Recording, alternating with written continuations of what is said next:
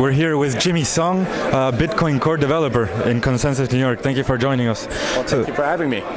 Jimmy, can you tell us what your role was in the development of Bitcoin? Well, so I did a lot of stuff in the unit test, the functional test suite. I've done some, I've done reviews of various code and things like that. It's more around the edges, honestly, and not really in the core functionality. You sort of have to earn your way up there. But yeah, my passion is in educating other people so they could do what I did rather than maybe doing it all myself. So that's where I'm focused right now.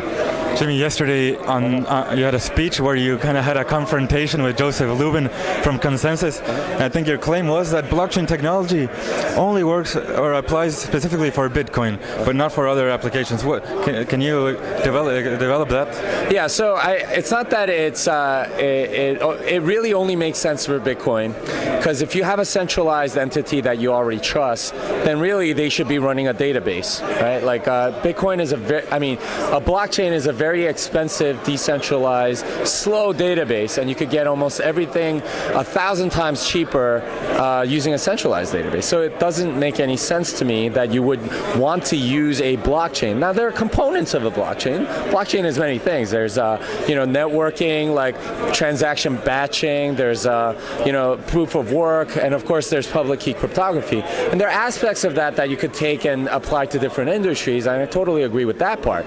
But people are more or less using a bulldozer to carry their groceries, and it doesn't really make sense. It's not the right tool for the job.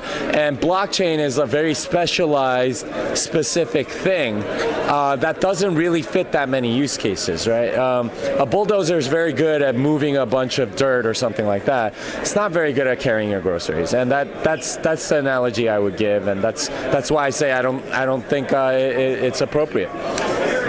Does that mean that nothing can truly be decentralized until we have a decentralized type of money? Like, what does those comments mean for all the companies that are here applying ideas on the blockchain? Yeah, so I think most of them are kind of scammy, whether they know it or not. Some are just outright scammy. They're obviously just raising money. Really?